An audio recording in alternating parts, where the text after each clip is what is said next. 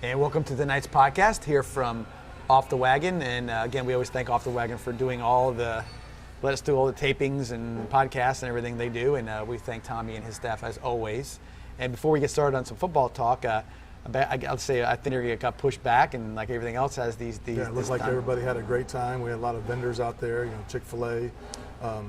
Rick Michaels was out there, had breakfast. We had donuts from Dunkin' Donuts. A lot of good stuff going on. We had we had drinks in the morning for everybody. It was and we had drinks all day on the course. I thought it was run very smoothly. I've heard nothing but good things.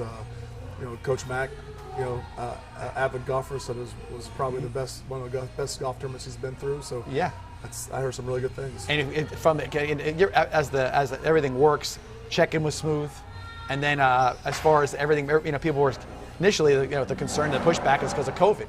You're worried about COVID and everything else, but again, you had a very orderly check-in process. You had a plexiglass shield, and every cart had a shield in it.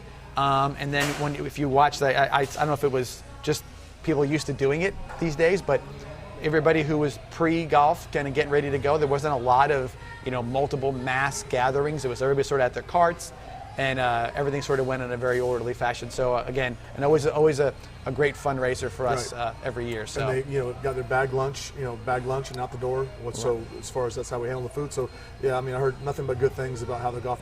I didn't get an opportunity to golf in it. I was preparing for different times, man. You summertime, you're all in, and now you got a big game this week, and we'll talk about that now. But Manatee High School coming up, and you've got to do your routine. You got to get the film broken down, and Saturday morning is the main time you guys do that stuff. That's the only time we kind of get, and we're trying to spend Sunday with your family, and Saturday evening with your family. So it was like I said, great tournament. We've even talked about even moving it to the fall for the following years, just because the weather was so great. And then with the schedule you can make out, you probably could put it on an open date, which would be a lot easier. Exactly. So we can figure out an open date, and we can get it on the schedule that way, and that way we don't have to worry about anything we have to do on Saturday.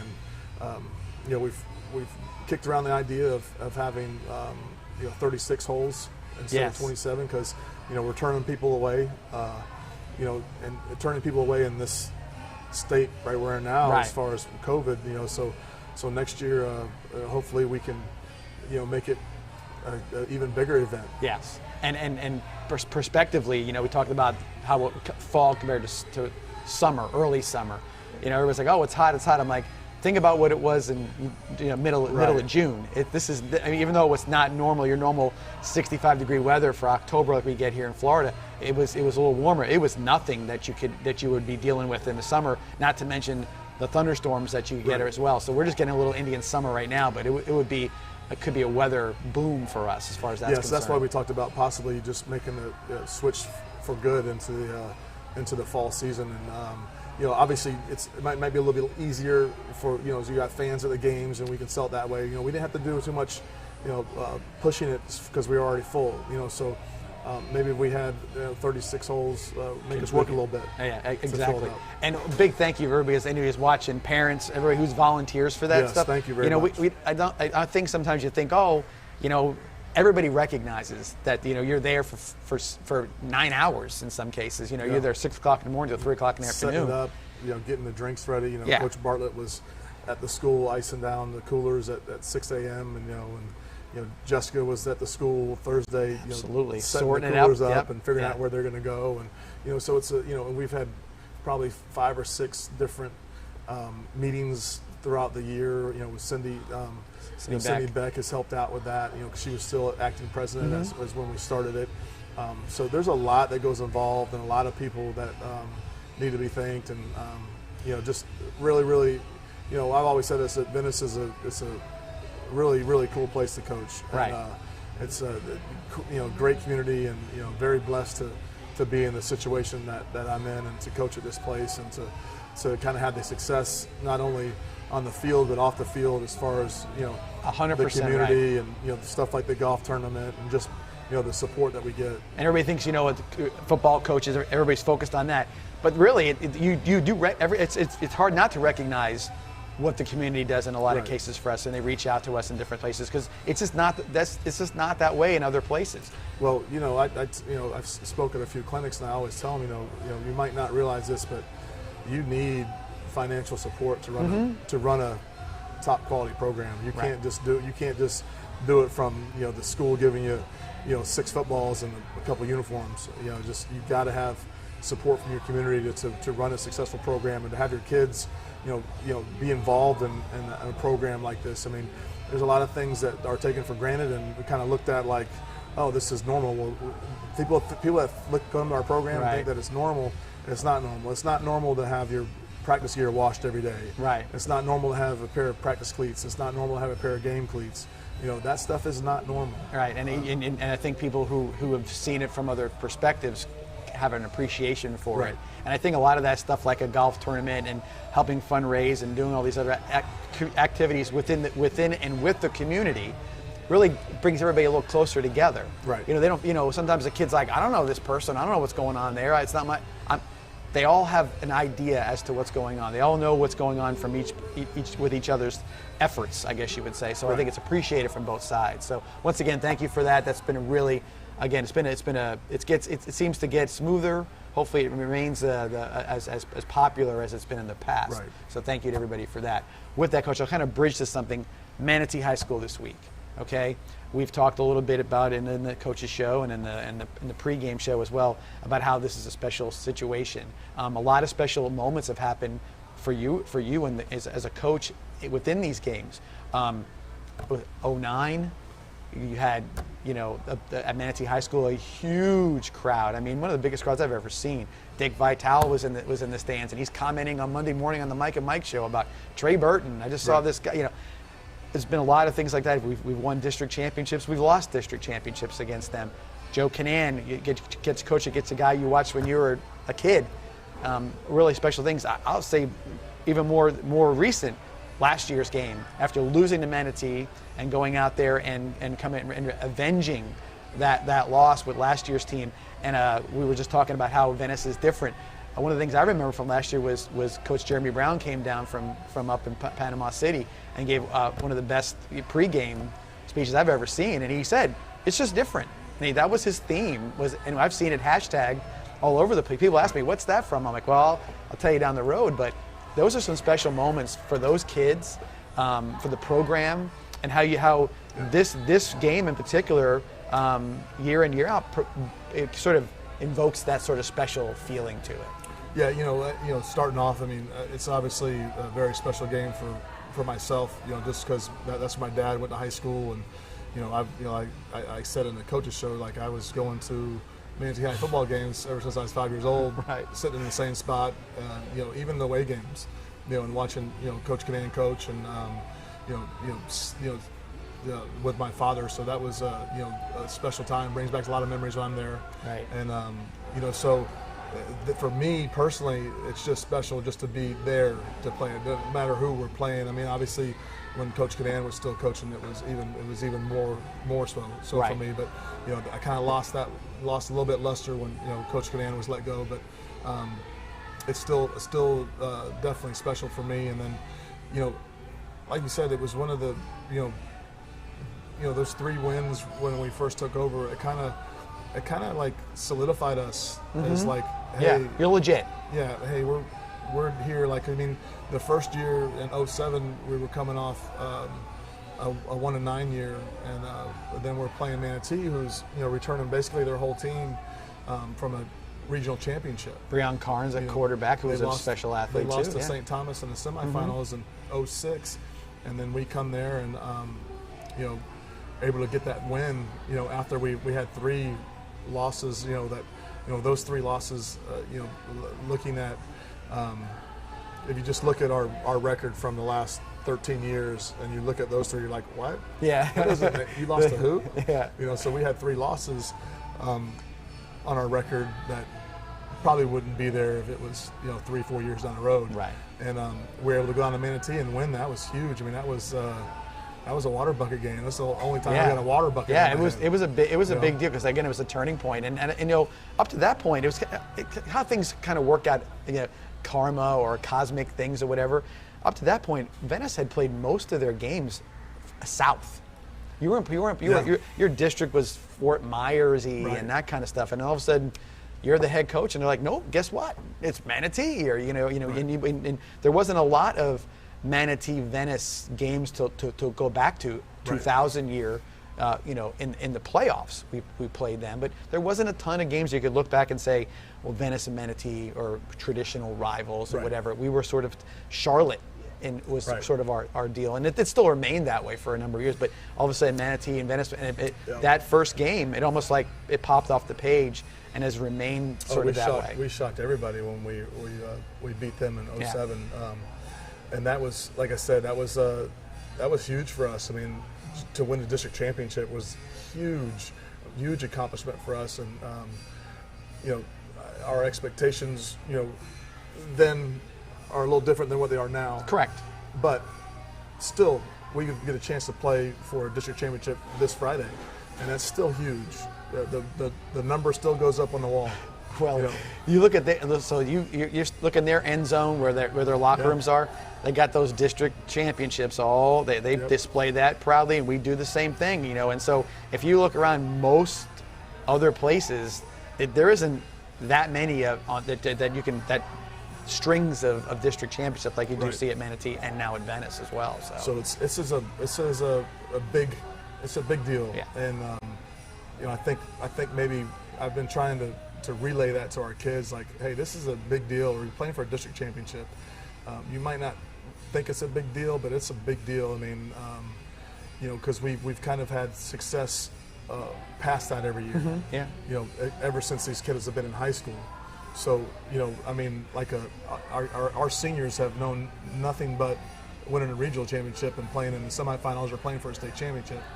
So we got to make sure that they know the importance of playing for a district championship and being able to get that number on the wall. And because I know Manatee is, I know they're going to be excited to play. Well, listen, there's a big go back to 07. The target was on Manatee's back. Right. Now the target's on our back. Right. So and so they. Well, Manatee's the defending district champ. Right, but if you look at it from the perspective, they're gearing up. We're gearing up too, but it's not like, oh well, this is another game for them either. They're looking at it and saying, this is our benchmark. Right. We get past this, and by the way, they got to be a little upset from last year. They did come down to our place in the regular season and beat us, and we're like, okay. Then we got a regional championship, or it was regional championship at their place. You went down there and to their place and you beat them. It had to be a bitter pill to swallow. Yeah, it was. I'm sure it was tough for them, but I mean, I would suspect they kind of saw that coming. Especially with how everything went down at our place. It's just like I said, this is a big opportunity for us, a huge deal. Somebody's getting a number on their wall. Either us or Manatee. Right. One of us is getting a number to put up on the wall tomorrow, and or not tomorrow, but Saturday or Friday. Whoever has the number ready. Yeah. So it is a big deal, and like I said, it is a rivalry, especially since they kind of legitimized the rivalry last year by beating us. Sure. And everyone always says you got a rivalry with Riverview, and I'm like, no, we don't. Right. Until last year, now we do. Right. It gets it back on track. We had to do something to get it a rivalry. We had to go. We had to mess do around. Yeah, right. We had to do something. The game would not have been as fun this year if we just beat him for the 14th time. Well, it's like certain situations, like you say, well, who's your rival? And people say to me, if to go to anywhere, it's the team that's you're going back and forth with. Right. It's the team that you're sort of banging heads with, and one that every once in a while they get you, as opposed to you just getting them all the time, and that's for sure. That's kind of how that true rivalry situation unfolds itself. And I guess if you look back at the whole part of it, then Manatee might be the closest one because who probably is the closest one. Talking about that, it's probably Lakeland. Yeah. I mean, I know we play in spring a lot, but it always seems to go back and forth in spring, and then. We went up there this year, and then they beat us last spring. And that game this year proved it out. I mean, because they were, we went up there and did that. And so you got to figure now the target's back on our back now. They'll be like, hey, when are we playing again? What's you want to play in the spring? No, we want to play regular season. Yeah, no doubt. I mean, so definitely, like you said. I mean, we got a lot on the line for one, and then me personally, and it's not about me, but me personally, and I'm sure my brother as well. I mean, if he goes to the game, it's going to be something special for him as well. Oh, absolutely.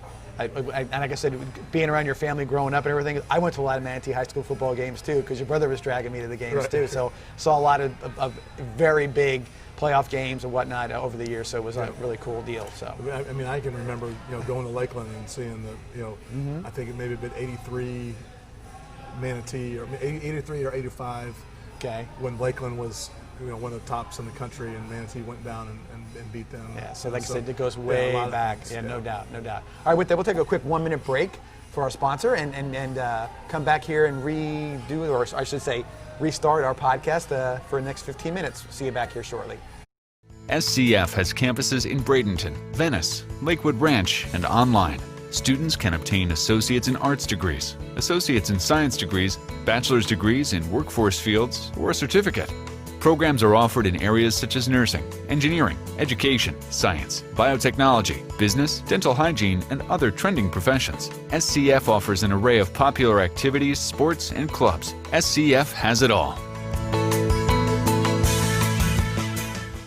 Absolute Aluminum is proud to introduce our new 7-inch seamless gutter system. Standard gutters are too narrow to handle heavy Florida rain. This overflow can cause streaks and stains on your gutter and home, plus wash out your landscaping. Our new wider 7-inch gutter system will keep everything looking clean and beautiful. And with our professional installation, your new gutters will go up fast and last. So call now to increase your home's curb appeal with our new 7-inch gutters from Absolute Aluminum.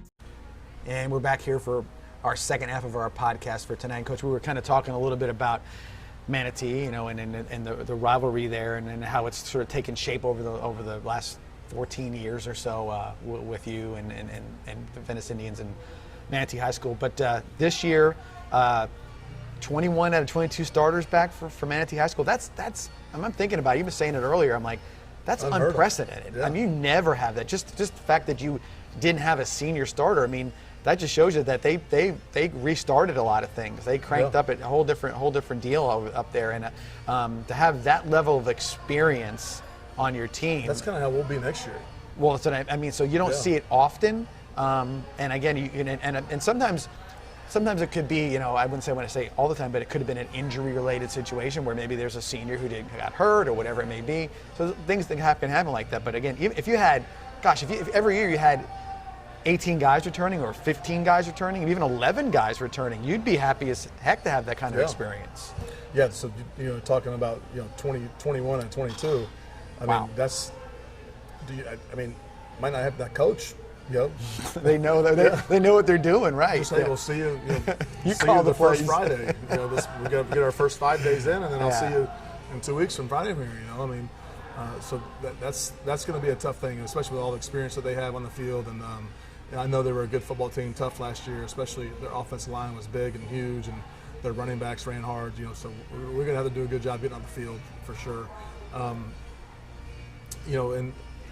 This is going to also, there's also a chance, that, we're still in the same class and we're still in the same line to possibly meet in the regional championships. Yeah. They have to get through St. Thomas, and they have to get through Lakewood Ranch.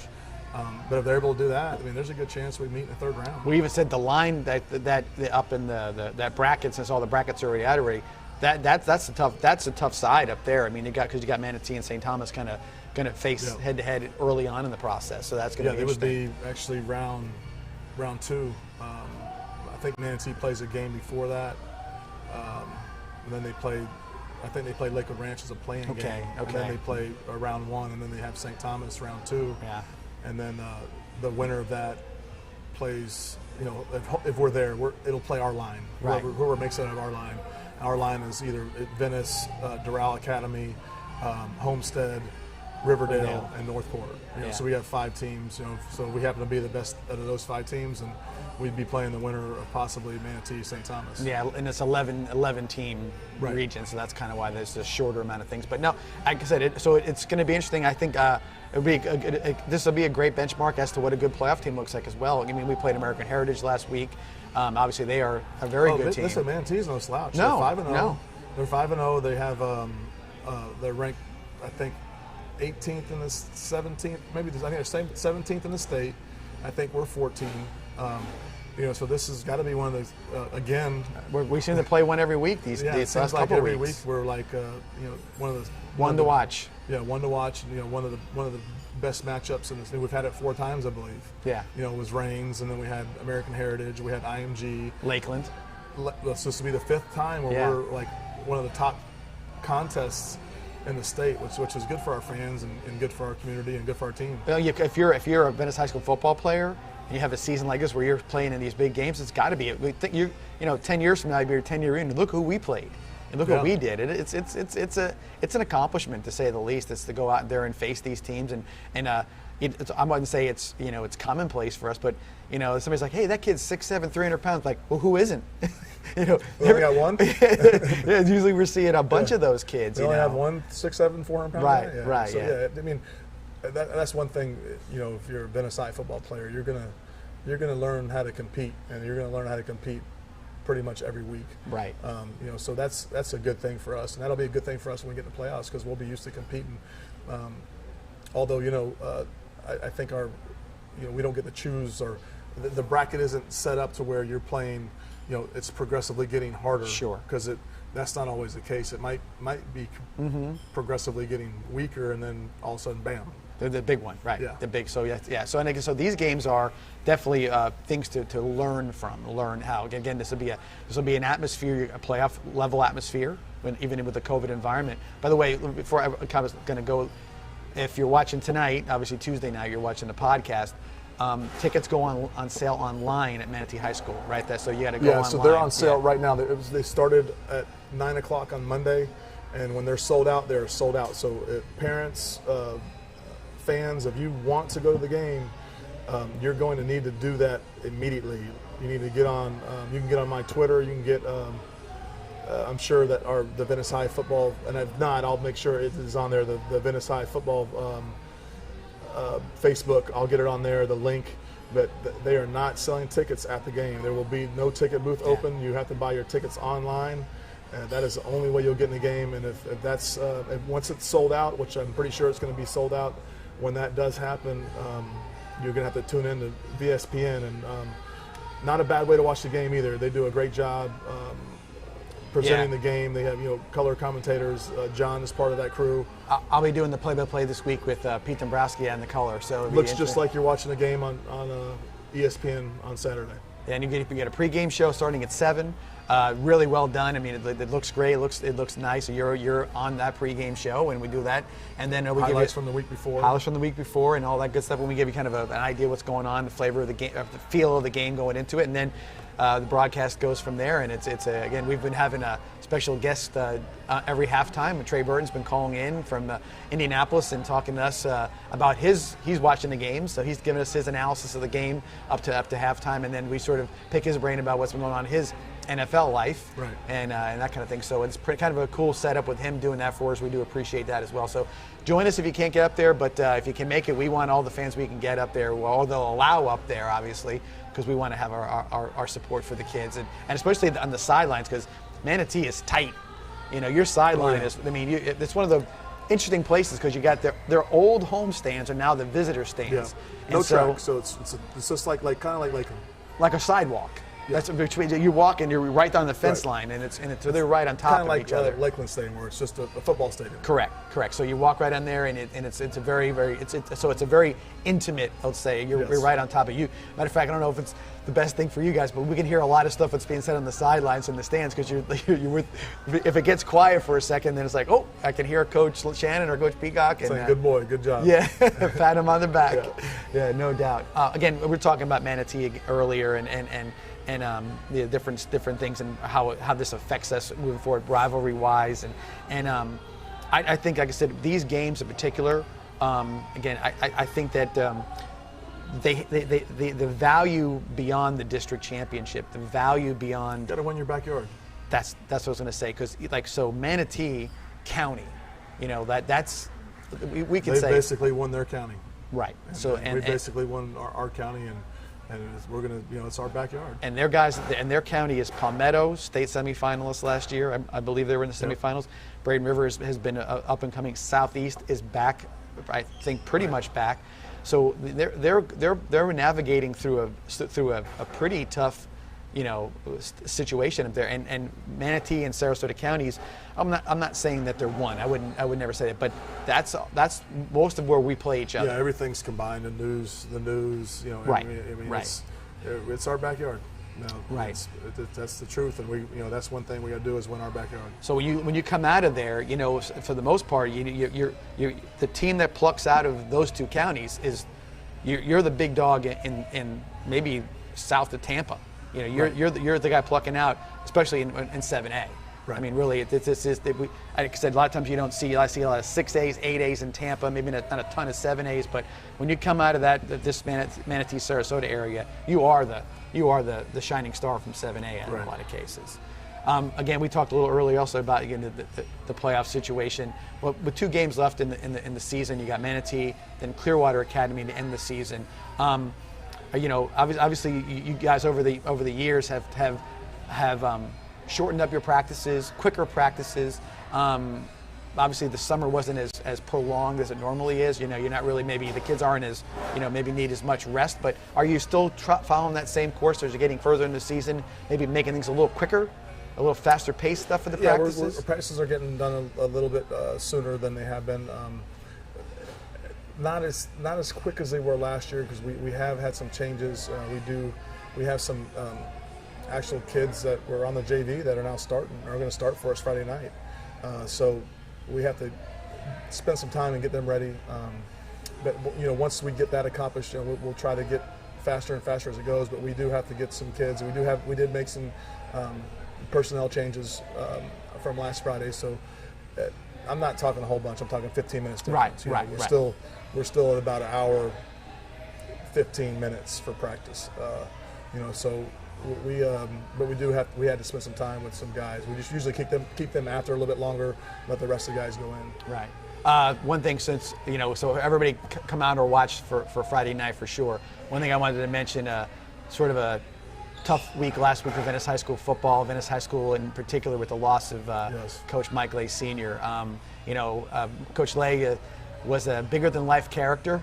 He's a big man with a big voice and a big personality, and everybody loved him. He's this different guy, and everybody loved him for who he was. And you had the opportunity to spend a lot of time with him the last couple of years, but I mean, he goes back to the mid '70s at Venice High School, and the heyday of Jim Powell's tenure.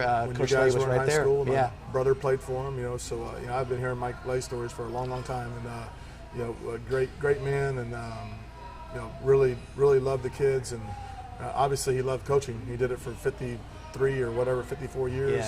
Yeah. Coached his last game the day before he passed away, and